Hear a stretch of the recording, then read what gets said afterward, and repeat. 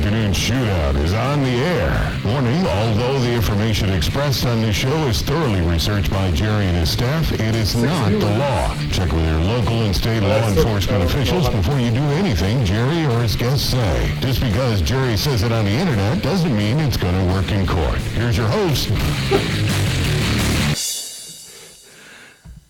Hello, everyone. Boy, it's a screwy day today, isn't it? Yes, you are. It's just a lot of weird stuff going on. If you were in the chat room before, you heard all kinds of weird stuff, so we apologize for that. No, you do. I apologize for that. Welcome to Saturday Afternoon Shootout. I'm Jerry. I'm Brian. And I'm John. John's trying to maintain. And we have a reoccurring guest. Yes. Just like Jenny. a reoccurring nightmare. Yeah. Our dear Jenny. I'm Jennifer. Our PhD candidate. We're trying to present an intelligent format on Saturday Afternoon Shootout, so we want educated people, right? And as long as Brian's here, that's really a hard It's thing down. to begin. When I'm not here, the It's IQ much better. goes up incredibly in the group. So Jenny's here. Anyway, She's got a topic dear to her heart that we're going to talk about, and it's Doesn't involve you.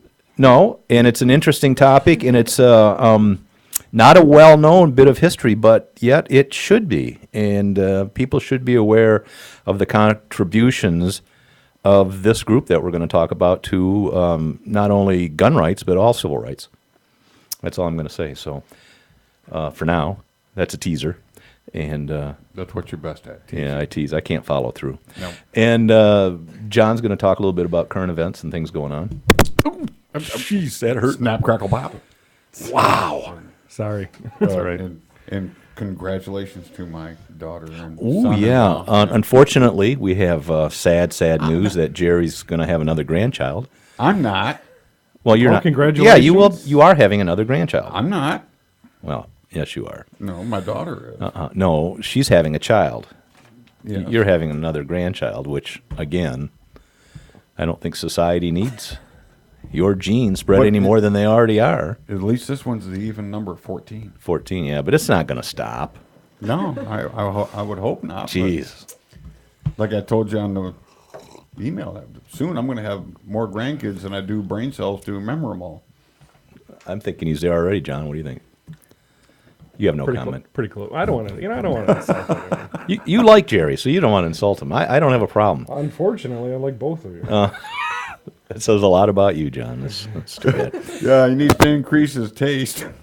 You need to get out more, John. I like setting my standards low. That way I don't disappoint myself. You don't have such a lofty goal, right? And then when you No. do meet a nice person, it's like a real treat. Yeah, like Jenny here. Yeah. It makes the nice people all That the much, better. yeah. So anyway, congratulations, really. Yeah, well, friends like But this, stop, correct. all right, stop. Hey, it's not up to me. I'm over and done with. Who thought that one night in the back of that Chevrolet in 1961 or whenever it was would have started all this? Sorry, it was a Ford and it was 52. Okay, the year or the okay, Well, not the car, the year of the. it was a 39 Ford The act. Of the coitus. in the 52 incident. A 39 Ford in a 1952 incident. My God. Maybe it was a Duesenberg. Moving on. John's going to Moving kind of on. step in for me today because I'm at the tail end of fighting this bronchitis off. And if Oh, now he tells us. I didn't know he was sick. I run off the seemed mouth. fine to tunnel. look. Small Seemed fine to enclosed lunch. studio, and here we are, sucking his air. Bronchitis is an infectory disease to the lung. It is not a Airborne? communicable airborne virus. I don't know. You about lost that. me at communicable. Yeah. Nor is it bacterial. Ooh, bacterial. Anyway, upcoming events. I'm just going to take over. I think 'cause we this lost is getting everyone. crazy. All right. We lost everyone in the chat room. Everyone. Well, and, Upcoming events. see, told you. Oh, jeez. Dan Reagan. Dan Reagan. Yes, special thanks to Dan Reagan. Leather goods, holsters, all custom job, does excellent work. Belt. Jerry and Dan are good friends. Yep. Great leather belts, holsters. Yep. If you need anything, you can contact. Whips. You can contact Dan. No. You can reach him at 810 Restraints. 965 6665. And also to another one that's near and dear to me, if you need anything, Bears Sports Shop in St. Charles. Anything and everything sports, hunting, fishing, archery. If you need something, go in, see Sue, and check them out. All right, check it out. Upcoming events: OC seminar tonight. Well, this afternoon rather, at the VFW Post 9455. That is going to be at 519 South Chapman Street in Owasso. Chipman. Oh, sorry. CHIPMAN. 519 South Chipman Street in Owasso. There'll be some great presenters. Yep, it's going to be from 3 to 6. These two clowns are going to be there, Brian and Jerry. Hopefully they stay on track. I unfortunately won't be there to keep them on pace. I have a wedding. I may stay busy in a parking lot and let him do it. What would you be busy doing in the parking lot? Head and go. Oh. You get mad at me for bringing innuendos up, and then you set him up with that. God. I've been hanging around. Just because he conceived, his first child in a car. All right, look, anyway. All seriousness, check the seminar out if you can be there. 519 South Chipman Street, Owasso, 3 to 6. Brian Jeffs, former president of MOC, founder of MOC. Jerry Brewer, former sergeant of arms, MOC. Sergeant at arms. Sergeant at arms. That's what I just said. Of. Oh. No, it's at, Sorry. not of. I know. Sorry. He said of. It's at. Yes. Stop on by. We're really going to make this one a good one. Hopefully we have a whole lot of people show up. It'll be fun and informative. Yep. Yes. And, A couple more seminars coming up. October 31st, open carry seminar, Gander Mountain and Novi from 12 to 2. That is going to be our second trip to the Novi store. It was great the first time, so we're looking forward to a repeat. And November 7th, the week after, 12 to 2, Gander Mountain and Saginaw. We have a bunch of other seminars coming up that we're going to have dates for. We're going to announce on the next show. So. and the Saginaw one you'll have to put up with me. Yep, we have it coming up. Saginaw. I just did one last Wednesday at the Oakland County Sportsman Club. So if any of the guys are watching, thank you very much for the hospitality. You guys were great, and I look forward to coming back. And that's all. Is that it? That's it for for current events and upcoming events. All right. Well, let's get right to the theme for today. I think I'll just let Jenny go.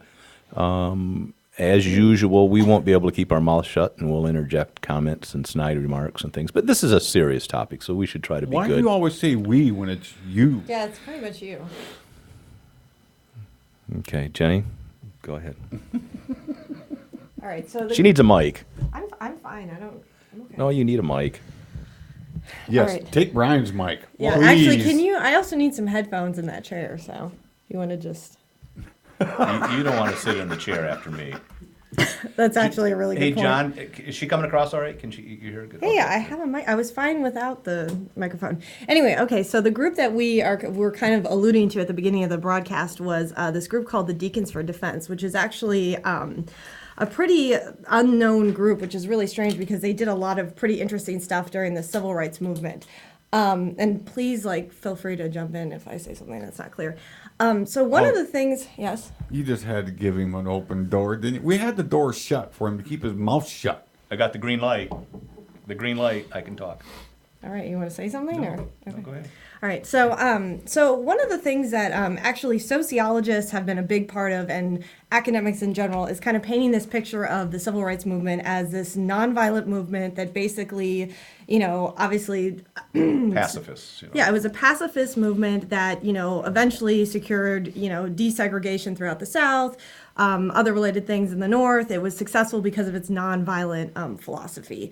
And what sociologists and political scientists and historians have kind of figured out in the last 10 years, which I don't know why it took them 40 years to figure this out, was that actually a lot of the stuff that happened wasn't because people said, please, please, please, I'm going to be nonviolent, but because there was actually a lot of sometimes organized, sometimes spontaneous armed defense that was going on in the South. Self-defense, yes. And this is actually, it's important to think, because a lot of people, when they think about the 60s and armed civilian groups, they think about the Black Panthers, or they think about the Weathermen, or they think about these really, what most people, Militant. well, not just militant, but radically leftist groups that are, aggressively, at some points even like declaring war on the United States government. Trying to overthrow the government. Yeah, so that's usually how, when you hear armed groups, civil rights, 60s, that's what you think of, the Black Power movement. And that's... And it certainly has like a negative connotation. Oh, it's very so, negative. Yeah. Well, yeah, and pretty much, that was the civil rights struggle coming to the North, and, at that point, people saying, wait, this is way out of hand.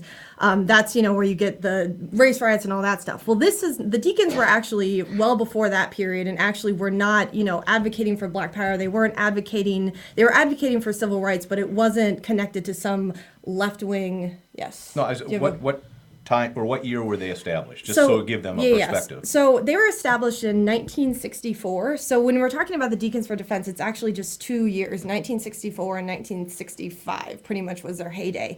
Once the federal government actually started coming in and suing local governments in the South, basically the Deacons more or less disbanded. There wasn't really much of a need for them. So basically, right around 1964, you had the passage of the civil rights legislation. And then you also had the Ku Klux Klan really kind of starting to kick up things in the South. The Ku Klux Klan, as most people know, was in cahoots with Southern police departments. Sure. So it wasn't just, and anyone who read the McDonald proceedings read all about this. How it wasn't just. That was a U.S. Supreme Court decision, McDonald. Just yes, to clarify. Yeah, which came out on June 26th of this year. This year. Yeah. So if you want to get like more of a history on the relationship between these white racist groups and the police, you can start out with that decision, which has nice historical detail on that. So it wasn't just that blacks in the South were victimized by the KKK, but also KKK very much supported by the police. Right. And what's interesting, do you guys have any questions or? Not even just the police, but I mean even the local governments, the mayors, the councilmen, they were all oftentimes members of the Klan as well. So they would turn a blind eye towards their activities. Yeah, and I mean, to some extent before the civil rights movement, I mean, people, obviously there was segregation, and so people kind of had their own, there were kind of a bunch of social norms that just kind of kept everyone in their own place.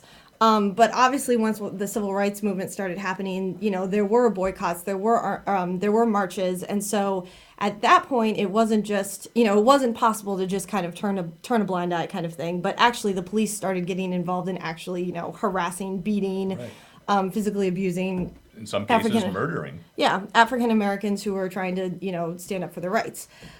So where the Deacons came in, basically, so one of the things that, so up until the early 60s, pretty much the civil rights movement embraced this nonviolent kind of strategy. There were some things in the 50s, there were spontaneous, groups that kind of formed, but the Deacons were the first group, and they started in Jonesboro, Louisiana. Yeah, Louisiana. And they were the first group to actually organize as basically, I mean, we might call it a militia, but I don't think they actually really thought of themselves as a militia, but basically a group to provide they were becoming organized, and they also spread out into other states. They had several chapters, didn't they? Well, yeah, they at actually, their heyday? Yeah, there's a lot. I mean, their heyday was only for a couple of years. But there were a lot. They spread throughout Louisiana, and the extent to which they spread, it looks like they spread throughout the South, but there's actually not a lot, there's not a lot of information about them because they weren't really writing down what they were doing. Right. They saw themselves pretty much as, a helping hand to these, nonviolent marches and protests. So they would provide defense. Security and defense, yeah. Yeah, exactly. And, the reason was because the police were not providing, surprise, surprise, the police were not doing their jobs, providing defense. And actually they started out, where they kind of started from, on the one hand, there was a spontaneous element that kind of, was providing self-defense for, people, activist houses, at the marches. And the other half of the organization was actually from a failed attempt at creating a all-black police squad in Jonesboro when the white police officers quickly figured out that the black officers weren't going to, continue their racist approaches to dealing with the town. Then basically they, let the squad go, and they said, okay, well then we're going to join, basically start our own community squad, and that's where the Deacons for Defense came in. And that's kind of where the militia ties. I mean, that is Yeah. sort of the definition of militia, and that's regular citizens providing security, safety, and defense for starting with their town, state, and country. Yeah. I was reading a little bit, and I want to get into a little bit about how Martin Luther King felt about this, and how he was sort of hypocritical in his approach because he was a politician, and he thought that the nonviolent, peaceful was going to be more attractive to the nation at large.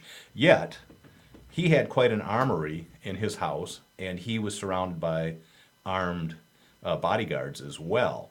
But he didn't want the citizens, for political reasons, to really be openly armed and standing up for themselves. Yeah. Until, I mean, he sort of, didn't he come around a little bit and Yeah, and I mean, accepted? He was talked into having the Deacons provide security in one particular big march. Yeah. So one of the things that's interesting about the Deacons for Defense is that they were the one of, I want to say, the only independent from these national civil rights groups like CORE and SNCR, one of the only independent, homegrown from the South working class group composed of blacks from the South. Right. So that means that they were not responding to what white liberals in the North wanted, which is what a lot of the national civil rights groups were really obsessed with, was getting, Northern liberals on their side.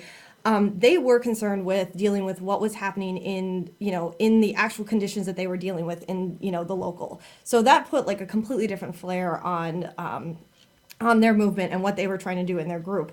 The other thing that, when you were saying about, Martin Luther King kind of talking out of both sides of his mouth, one thing that I think sometimes there's a tendency to think of the civil rights movement and African Americans who are involved in it as kind of just, all kind of on the same page. And actually, even within Jonesboro, where the Deacons started, there were a lot of splits between, more well-to-do blacks in that town, the black churches, the working class blacks. Actually, once the group moved to, or expanded to this place called Bogalusa, Louisiana. Actually, one of their main leaders was this guy named Charlie Sims, who had several convictions behind his name. So these were not the same. These were not cut from the same cloth as maybe Martin Luther King was.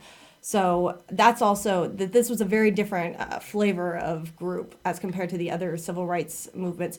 And the interesting thing is that a lot of, like in this, a great book by Lance Hill called The Deacons for Defense, he actually talks about Berkeley students coming to the South and, checking out the situation, and, it's Berkeley. So, all these students are coming in with this idea of like, nonviolence, Gandhi. Peace, love. Yeah, peace, love can solve everything. Hippies. And let's just, Damn hippies. Yeah, those hippies. Yeah, exactly.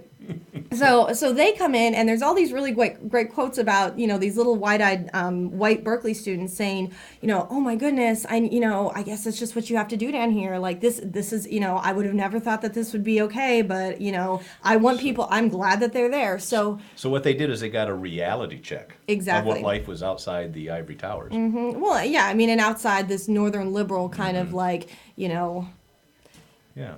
yeah. So Haight-Ashbury or Oakland. Berkeley, yeah, Emeryville, yeah. Isn't that in that area? Yeah. Yeah. You would know. Yeah.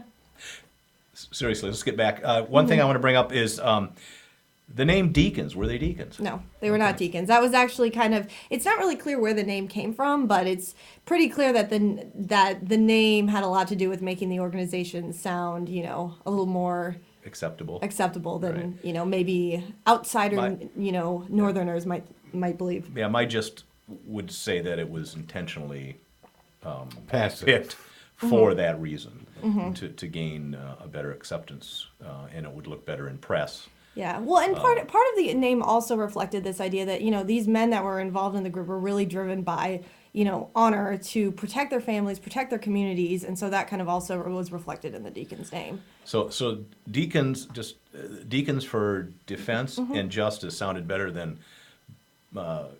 armed Negroes carrying guns for defense and justice. Mm-hmm. It's set better with the white bread middle class. Mm-hmm. I also read, and you can verify, that some of the initial organizers had some military experience, so that they did, I don't want to say it was a military group in that sense, but that they did have some people higher up that had some experience with firearm training and would train people how to use their weapons safely, when to use it, how to carry, that they had some organization. It wasn't just a bunch of ragtag people that had never had a gun in their hand walking through the streets. Well, it was the South, I mean. Yeah, and I think most people in the South probably knew how to use firearms anyway. Exactly. So they have a great tradition of great military leaders going back to the Revolutionary War. Yeah, so, and that's also what really distinguishes them from the Black Panthers. I think the Black Panthers did some, preliminary firearms training, but they were not really, the Deacons were much more focused in training themselves on the ground, whereas their goals were different too. Mm-hmm. Yeah. I mean, the Deacons wanted to use weapons to, preserve the peace and to work within the system to enact change legislatively, and not through a violent overthrow of the government. And that's actually really the key, is at the end of the day, the Deacons wanted to work within the system. They accepted American values and accepted that, capitalism was good, and they were trying to fight to be a part of that, not to separate from it. They just wanted to be considered to be equal. Exactly. And I think it was Hill that wrote the book? Lance Hill, yeah. Didn't he also make the statement, and maybe it was someone else more recently, when was that book written? I think it was in mid-2000s. Yeah, okay, so it's fairly recent. Yeah. He was saying that if you judge a group by what they accomplished, that the Deacons should be at the forefront and recognized for bringing about actual changes in ordinances against blacks and Jim Crow laws and things that went on there. They actually initiated a lot more change than some of the peaceful demonstrators did. Yeah, the very first intervention of the Justice Department to basically sue local police was... Because they were setting back. The federal government still had the idea that it's the states' rights. Yeah. And that the states could run and deal with the situation by themselves. They didn't really want to get involved. Yeah, and they wanted to help this. They at one point actually the governor of Louisiana even met with some Deacons and tried to make everything peachy keen between them and the KKK. Surprisingly, that didn't work out. Oh. And I know I was really shocked that didn't happen. But yeah, so.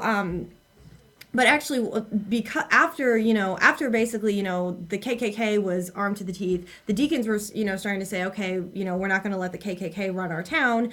The Justice Department at that point started actually intervening with lawsuits, threatening actually just fines and jail time, and that basically by the end of 1965, the KKK were no longer a formidable force in the South. But it all started because of the Deacons. They are the reason, because in every other state in the South, it was pretty much just the KKK. They were running things, and as long as that was okay, there wasn't even in the 20s and 30s, it was in Ohio and Indiana and Michigan. I mean, no. But my point is, no. Yeah, the KKK was Yeah. all over. What my point is that only in Louisiana was there not only the KKK, but someone that some group that was believed to be able to take on the KKK. Yes. And so that scenario is what ultimately compelled the Justice Department to say, okay, we need to actually intervene. So it wasn't people saying, oh, please KKK, will you stop? And I think that's a really important piece of history that's totally lost on accounts of the civil rights movement that look at it purely in terms of this nonviolent thing that only became violent once you got the Black Panthers in the North. And if anyone's interested in pursuing this,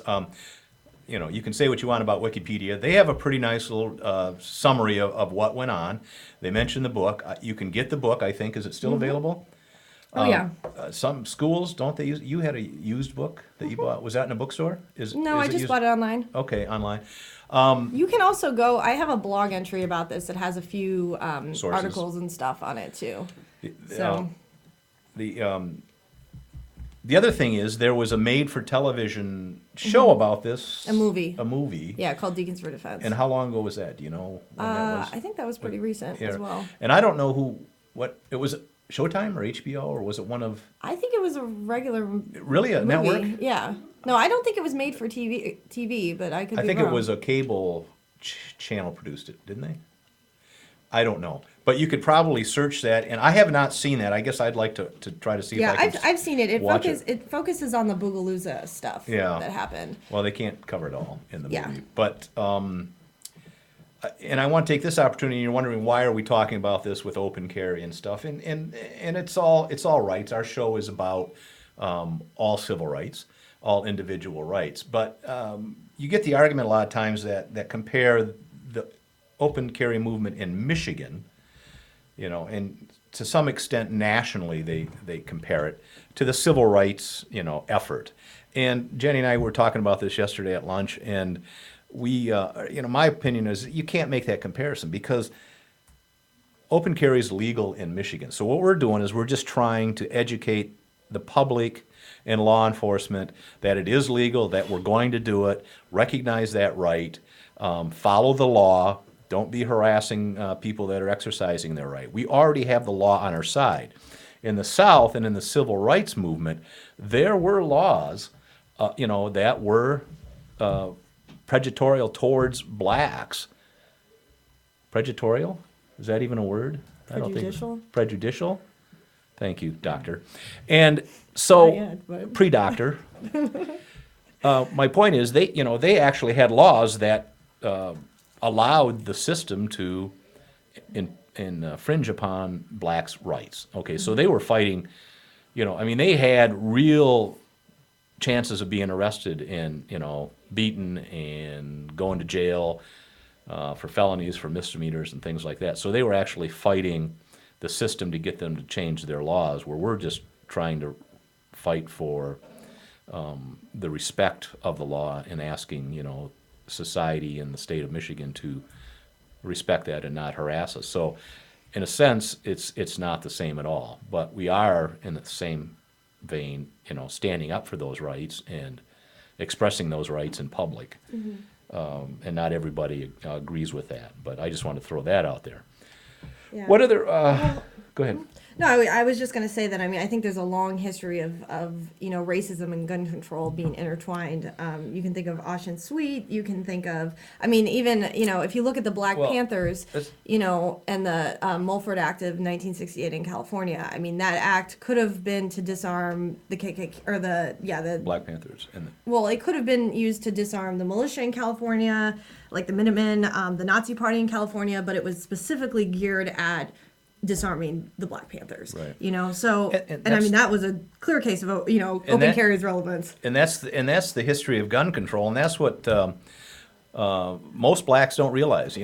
Typically blacks tend to be anti-gun, and there's only and that's, I think, changing a little bit, and I hope it changes, and I hope that we contribute to that, because we are getting more and more people of color that are open carrying in Michigan, and Jenny can talk a little bit about that in a minute. But gun control was basically designed and implemented to keep guns out of the hands of blacks. It's as simple as that. It's steeped in racism, and if you don't understand that, you need to go and do a little history, a little background check, and realize that guns make freedom possible. And the Deacons of Justice and Defense and Justice, whatever, is a clear example of that Well, you might in the note, last too, 40 years. that the gun control, that's post-Civil War.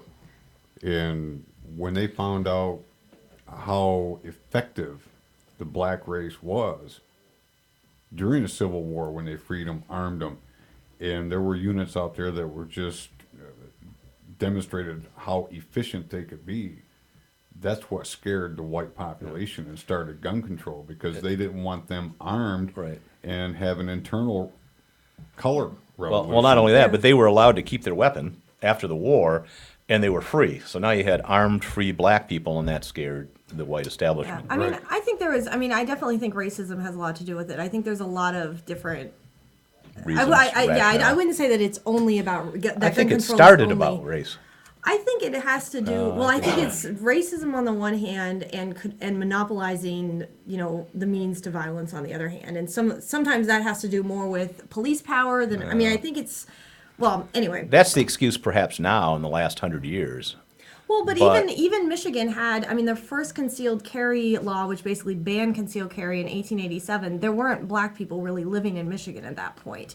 There were very few. So I don't. Very few. Yeah, very few. But there were blacks. No, there were, but there were very, very few. So I mean, there's no doubt that gun Yes. control and racism definitely work hand in hand in many historical instances. But I think. Well, that was the basis So of you're it. saying But that But I'm saying that there are other Control. Control it's- is a big issue. Yeah. it started out, as I say, with the racism and effect of it, but it expanded to government control. And that's what all of it is about now, is just strictly about control. Yeah. I wanted to also say something about the whole. denial and ignorance too. Yes. True. Okay. About the whole African Americans today and guns and everything. I actually think, one story that I got from one of my interviews was actually someone whose grandmother. I don't think she was in the Deacons for Defense, and in fact, there weren't a lot of women who were involved in that organization. But his grandma was part of the, this more spontaneous thing that I talked about, spontaneous defense Right. against the KKK. And apparently she used to sit out on her porch and in Mississippi and shoot off rattlesnakes, kind of to scare the KKK with her shotgun. And Yeah. her whole family, like she had lots of arms in the house, and they had like a little, I guess battle plan almost for if, Right. they would their house would get harassed, like, who goes where with what arms, so that Yeah. everything's A defense exactly. plan. And I mean, this was in like the 1920s, I think. So I mean, that this is not a new thing for Well, those were African. but that's what you said. There was lots of independent stuff, Exactly. but the Deacons were the first organized Yeah. group to try to spread that and organize Yeah, that. but my point is coming now to 2010. He was telling me his family has always kind of their way of life has kind of always been to arm themselves and have guns Right. and have self-defense. And I mean, they live in Detroit. Their family lives in Detroit now, and so that's just his family's culture. Right. So it's definitely not it's a different. It's definitely not the anti-gun And- thing and- that you were talking about before. And that you he's in. referenced. No, I didn't say all. No, And I know. I says it's and it's changing too. We're getting, I think, more black people that are coming around and realizing that guns can be important. What I was going to say is this guy you're talking about also has embraced, the open carry thing, and Yeah, he he open open carries carries now, and I think having the knowledge that the movement has made available to the general public, they're realizing that they can do it, that they can't be lawfully stopped and harassed and given bogus citations for this or that. So that's cleared the path as well. So what else about the Deacons? Can you give us? Well, let's talk a little bit about the first. You did research, in the law library at U of M, wasn't it? Yeah, I mean, I've just started doing that research, so I can't. I the don't know how much I'll be able to answer your question. Well, no, I just give us a highlight. You mentioned the first concealed carry law as a state statute. Now, there were local ordinances and stuff, probably other Oh, cities yeah. in Detroit. But give the first one and then go to 1912 and 25 and then 27 and bring Yeah. in Sweet again. Yeah, so we have 1887 basically bans all concealed weapons. In the state, statewide. Yeah, and then 1911, I believe, establishes the gun boards, but then say, okay, you don't actually need to talk to the gun boards unless you want to carry in Detroit, and then you have to come to your local gun board to get a concealed weapons license. Let me elaborate on that. So that means that the first gun boards that we're very familiar with now were established in 1911 so that they could have local control on who came and got permits. And I bet you dollars to donuts that black people in 1911 in Michigan probably didn't get very many concealed weapons permits. That's actually something I need to. Yeah, I'm going to be pulling. And hopefully again, from it the. was used Yeah. to arm the whites and not Well, the blacks. but the thing is that I'm there- speculating. Yeah, I mean, the thing is, though, the Great Migration started in about 1915 up to 1929. With the auto industry, I think, and jobs Yeah, I mean, and there were a lot of industrialization things- the state. yeah. Brought a lot of blacks up. Yeah, so by 1911, I don't think there was actually a huge all the I bet problems. Detroit. You look at the demographics of the city of Detroit. Yeah, no, there were. I'm not just saying that there weren't Yeah. African Americans, but most of them were pretty. Middle class. Yeah, they were more well off, and also the whole problem, what it came to be seen as the race problem of Detroit didn't really start until the 1920s, when all these blacks from the South were coming in. For the auto job. Exactly. And, even blacks who had been in Detroit before then were starting to say, I don't like, I'm not happy with all these blacks coming in because they're making me look, I still stand by my statement that I bet very few black people. Oh, I'm sure got a very few. permit. I'm sure very few people. Yeah. And then Yeah, go ahead. 1925 then basically said, okay, the gun boards are giving concealed licenses. You have to have a concealed license no matter where you are, no matter where you're carrying. And then 1927 is the registration. Okay, let me get that back. So the concealed license board regulated. So you couldn't carry concealed in the state of Michigan In 1925. No, you could. You had to get a You got a permit, except in Detroit. No, in Detroit too. Okay, so where's the Detroit connection you were saying? Oh, before the 1911 thing only talked about Detroit. The 1925 was Right, I'm everyone talking about gets- 1911. Okay. So in 1911, you only could you get a general concealed carry permit in 1911? Only if you're in Detroit do you need one.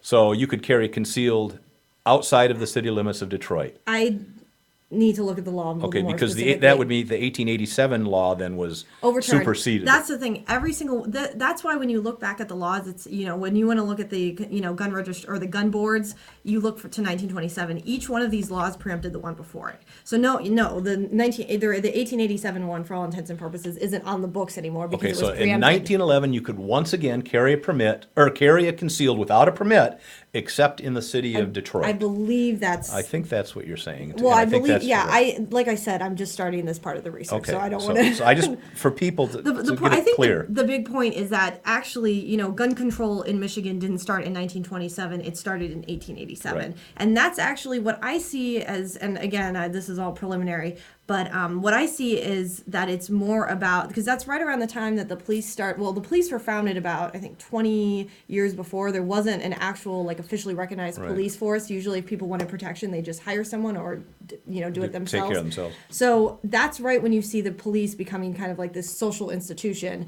For the Cities first time. hiring professional exactly. police. And I know, in 1925, one of the big lobbyists for the 1925 Gun Control Act was, surprise, surprise, the police. Which, as we know, the They police. still are. Yeah, but to say, that shows that it's not racism. Well, the KKK and police, We're in bed together. They often. they were buddies. So So in 25, what happened?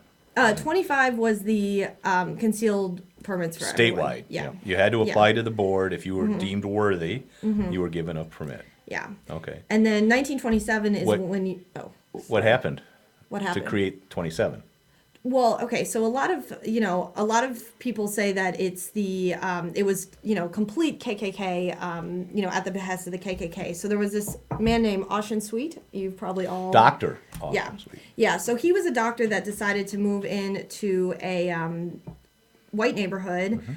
He grew up in the South. He had seen lynchings when he was a kid. He was not, he knew what, He could came happen. up through the ranks. Yeah, but he knew what, racism could do to people and what it could drive them to do. So, so he, the Ossian Sweet trial or the Ossian Sweet case basically happened in the summer of 1925. He moved onto, his block, which was, all white. A mob of, homeowner, it was dubbed a homeowners Yeah. association type thing. Had nothing to do with the KKK. Certainly. A mob of white people organized across the street from his house. After some melee, police were there, did nothing really to disband the crowd, and then shots were fired from the house. He, again, had grown up in the South, so he knew that he wanted to amass some weapons if he was going to, He move felt into in this fear world. of his life. Exactly, and so no one ended up getting charged with anything. I mean, they were arrested, but they weren't. Was one person killed? I don't think anyone was killed. I think people, or am I wrong about that? I Was thought one he person killed somebody. Okay, Yeah. I know a couple people got shot. Because I thought he was being tried for murder. Yes. Okay, I Yeah. think so. Yeah, no, you're right. So anyway, no one was actually convicted in the end. So Well, I heard he had a tragic life, that his family sort of Yeah, had he ended up problems. committing He killed suicide, yeah. within a couple of years. I think it was more than a couple years, but yeah, his life did not, he had a lot of bright beginnings considering where he, Yeah. came from, and it didn't end so happily. Interesting enough, last night on the news, Detroit News, there was a news blurb on the Sweet House, which is a historical monument and is owned by an individual. And they have like an aluminum picket fence that's around the property, and people are stealing the aluminum.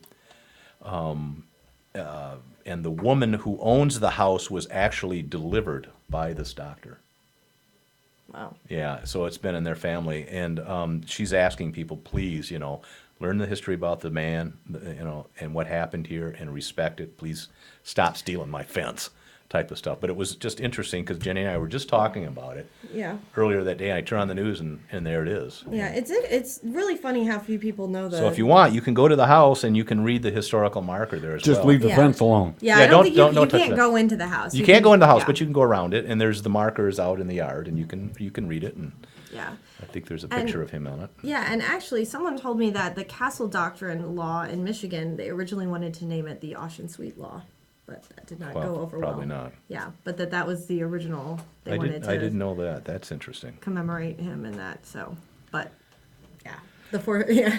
So are you going to, obviously it's Michigan history, so you're probably going to incorporate certain aspects of this into your dissertation.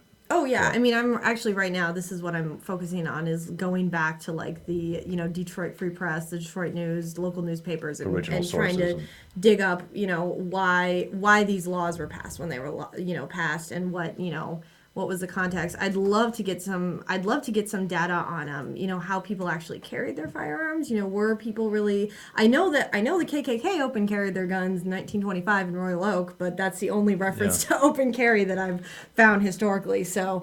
And Yeah. kind of what's hindered her research is, unfortunately, the state of Michigan had a fire when? I think it was 1951. All their state records burned for 3 days. So But luckily, University of Michigan yeah, has some of their these own- old law libraries have all this stuff, so Yeah. she's able to look up and look at the actual wording of the ordinances and thing, and Yeah. and that's interesting. Yeah, and I'll actually be once I. You're I'm, trying to transcribe them, right? Yeah, I'm going to transcribe all of these laws, and as soon as I do that, I'm going to put it on OCDO. So I think it'd be look out interesting. for Anybody that. that's interested in the history of gun control in Michigan, I think that would be a great Yeah. great resource. Would it do any good, possibly with some of the DNR records? Well, I'm looking pretty much at concealed. Those would be mostly hunting Yeah, regulations. yeah, and mostly stuff. on like carrying. Right, but many times they will mirror state law in some respects as to how you can carry. But she's found them at the law library and stuff. They Yeah. had records preserved there. So, Yeah. So. anything else that you want to add about that? We encourage people, if they're interested in Michigan history and particularly gun history, that check out the book, check out the Sweet incident, Definitely. and Yeah, and learn for yourself. Other than that, I've just got a couple of interesting news items, or at least I think they're interesting, and we Well, can that's just all that matters, I guess. that's all that matters. It's As long as me. it's interesting to you, it It's- doesn't matter. It's me. Yes. Shut up, Jerry. Hey, opinions are like armpits. Uh-oh. Everyone has more than one, and they both stink. Uh-oh. Did you lose page 2? I did. what are you looking for? Page 2. Damn it. Wing Oh, it. maybe not. Okay. Just wing it. This is interesting. This is written by John Pierce, who is a co-founder of OpenCarry.org. It was an Examiner piece on the internet, and it's about Jon Stewart. And I don't know if people know who Jon Stewart is. He's the America's most trusted news anchor. How I used how to it watch claims the to- show all the time. Yeah. He's somewhat liberal, but in this case, I think I got to give the guy credit, a lot of credit, because this is what John wrote. He says, as Jon Stewart continues to grow into his role as America's most trusted news anchor, he appears to be becoming more libertarian in his views regarding the Second Amendment. On his Thursday, August 19th, 2010 show, after pointing out that millions of peaceful Muslims should not be damned for the sins of the extremists, Stewart proceeded to say, if only someone could step up and cut through all this political posturing and fear-mongering and remind us what America is all about.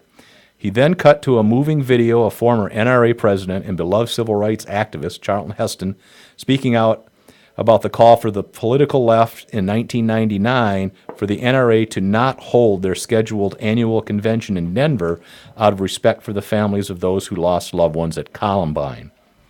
As the inspiring words of Charlton Heston explaining why we should not allow tragedies to drive us into abandoning the fundamental freedoms that define us as a nation and which binds us together as a people, Stewart admitted to have been one of those who called for the convention to be canceled, and then he did an astonishing thing. He apologized. He said the apology was for connecting irresponsibility, the actions of two psychotics, to an entire group of reasonable people expressing their constitutional rights. The point is, I was wrong and Heston was right. I mean, that's a big turnaround. He says, there are few things that take greater courage than facing one's own words and admitting that he was wrong, and I applaud Stewart for being willing to do so. But that's not all. Last Tuesday, the 21st, Jon Stewart was a guest on Oprah to promote his rally to restore sanity. During the interview, the topic of school shootings arose, and Stewart proceeded to proclaim that guns are not the problem, crazies is the problem, to thunderous applause from Oprah's audience. You can watch the episode on YouTube, but he goes on to make a truly profound statement. He said, and I think says it very well on what we all say, we cannot legislate our society to the craziest among us. And that's very true. But unfortunately, for every good deed goes punished, because Paul Helmke, who is the Brady campaign guy, described tongue-in-cheek in a previous Daily Show episode as a well-funded hate group, was quick to react to Stewart's comments, chiding him for daring to disagree with Brady's plan to legislate the Second Amendment out of existence. In an opposing column, Helmke repeatedly asked, "Really, John?" as he trotted out his tired and failed arguments about why America should be stripped of its civil rights. Pierce goes on to write, now I am sure that Stewart agrees with the Supreme Court holding in Heller that the Second Amendment is not an unlimited right, but I am equally sure that Stewart recognizes the fact that if Helmke and his ilk had their way, it would be no right at all, and it appears that Jon Stewart sees that as part of the insanity that is driving a wedge between us as a nation. I just thought that was pretty nice on Jon Stewart's part. So, well, I'm glad to hear it, because I used to watch the show quite often, and look, I might not agree with all the things he says, but I like Jon Stewart. He's funny. The guy's hilarious. Yeah. And I like the spin that he puts on things. And from a comedic point of view, I mean, he rags on everybody. And a lot of the stuff he says, maybe I don't always agree with it fundamentally, but it makes sense, and he puts a good spin on it. I'm glad to hear that him come out and say something like this. It makes a lot of sense, and I don't know, maybe I'll start watching the show again. I'm sure he'll probably lose some viewers, but he might gain a whole bunch more. Yeah, did you guys talk about the Daily Kos article on here before? The one that came out after the McDonald ruling called Why Liberals Should Love the Second Amendment? I did not. Yeah, do you guys know what Daily Kos is? It's like this super leftist kind of blog, political commentary kind of thing. And yeah, right after the McDonald ruling, I think it's Marco something, whoever owns the site, made some big put some big article up basically about how liberals kind of need to start getting on the right page. So it's really, I mean, I feel like there is some shift going on, and you kind of see there's been some buzz out of California also in the same vein that like, hey guys, it's time to kind of, get on the right page. So I don't know. I think this So they were in support of the Second Amendment? The Daily Kos? Yeah. Okay. It was in support. Yeah. All right.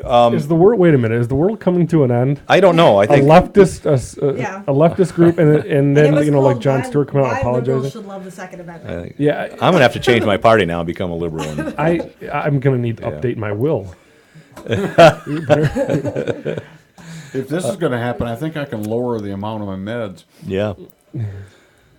Actually, we would like you to increase them almost to just a subcomatose level. Then you'd be Dream World. You'd be more tolerable. I'd be closer to your level in Dream World. Yes. Well, Wonderland. But anyways. Yes, Wonderland.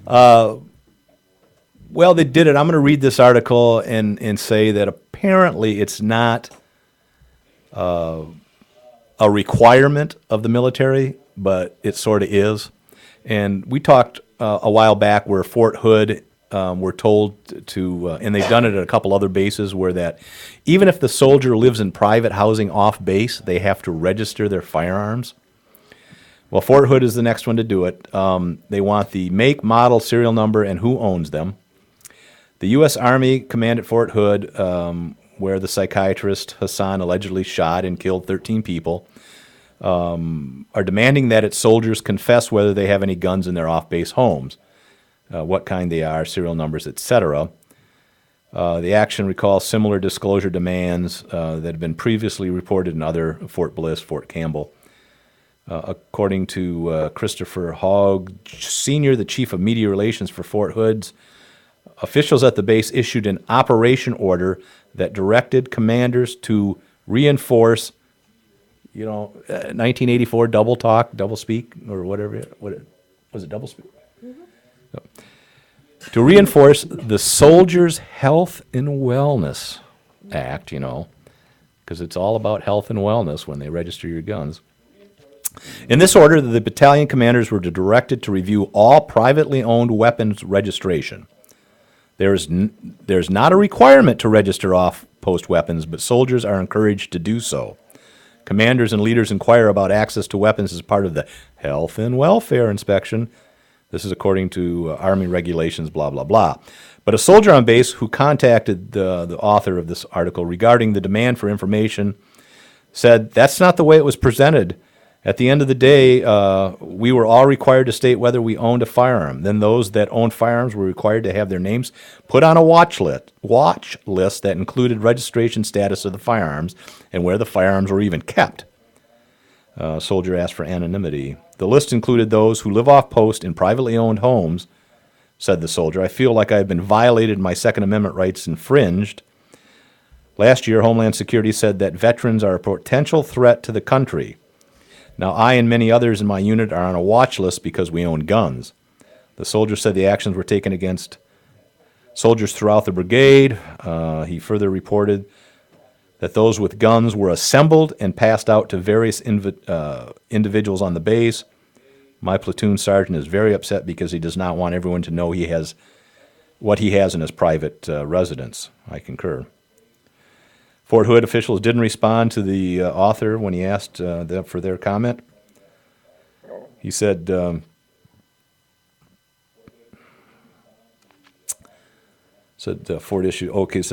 attorneys, both serving as legal counsel for the Foundation for Moral Law, argued it is not guns that kill, it is people who control guns, contrary to the socially correct perspective that the fault rests with the weapon."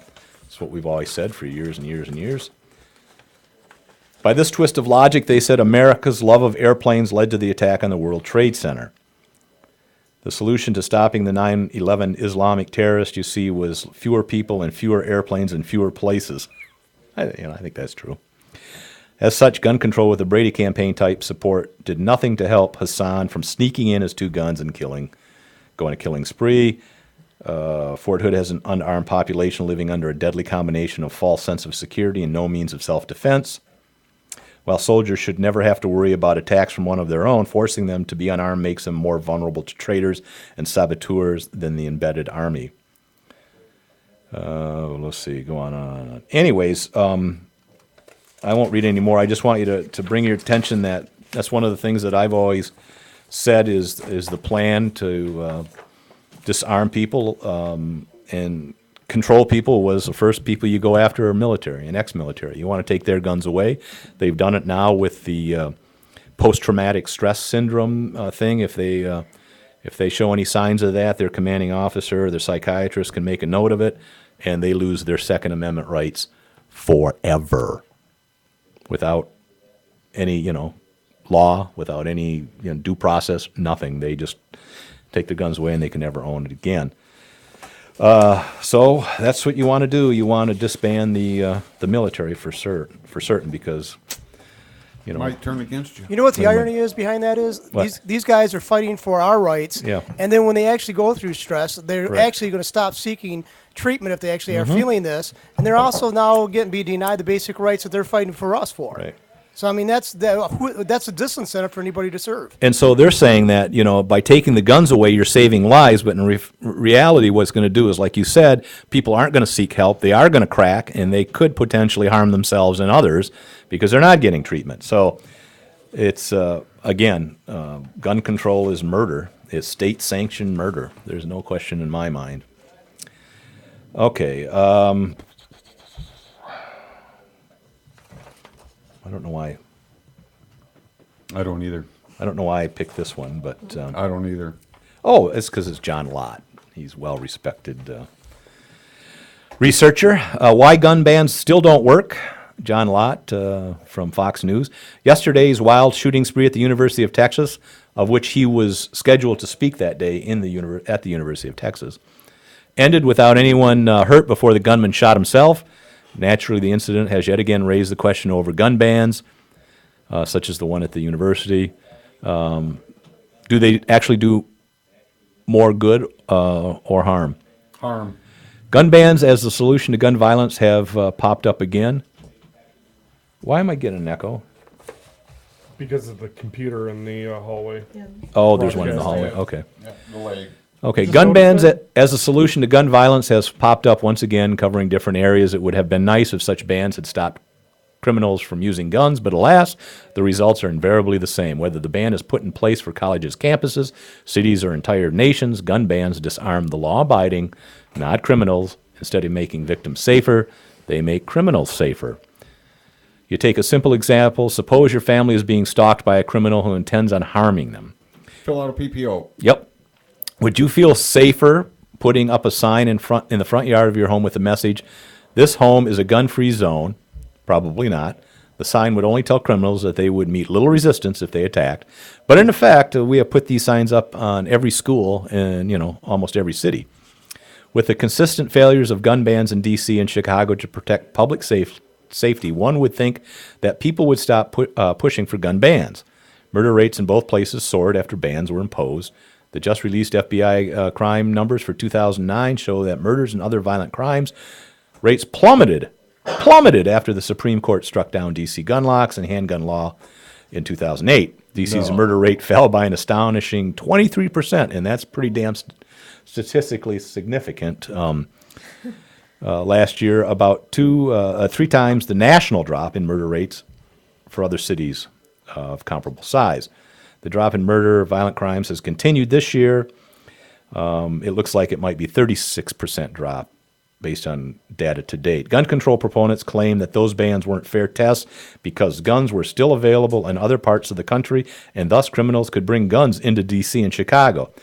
But the failure of ban occurs even when entire nations adopt them. Even island nations such as Ireland, Jamaica, or England and Wales, who can't blame some neighboring country for its supplies of illegal guns, have seen increases in murder rates.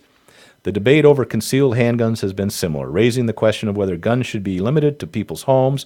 Fear about accidents, rampage by permit holders, and blood running in the streets, however, never materialized where concealed carry has been allowed. Individuals who have gone through the process to get a permit have turned out to be extremely law-abiding, losing their permits for firearm violations at just 1/100th of even 1,000th of 1%. Refereed academic studies by economists and criminologists alike have consistently demonstrated that these predictions never occurred for crime either. So the University of Texas attack yesterday could easily have ended up with innocent victims being killed or injured. These deranged attackers typically want to commit suicide in a way that will gain them the most attention, and they do it that may cause as much violence as possible before they die. So John's still doing research. He says the desire to ban guns is understandable, but it's dangerous. If we won't hang gun-free zone signs around our homes, let's not hang them around our schools and other places that we care about either. Well, the first thing that came to mind when you said that about the signs was Jared, the robberies at Jared, with no firearms allowed signs. In Oh, the store. Jared jewelry store. Jared Yeah, jewelry store, yeah. right? No firearms allowed in the store, and Obviously, that didn't work out so well because They got maybe- robbed. I don't know. Criminals can't read. I don't know. Oh, they why can read. I don't know it's why just- they would bring guns into a store when it clearly says that they're not allowed. Yeah, they're not allowed. Criminals are going to do what they want.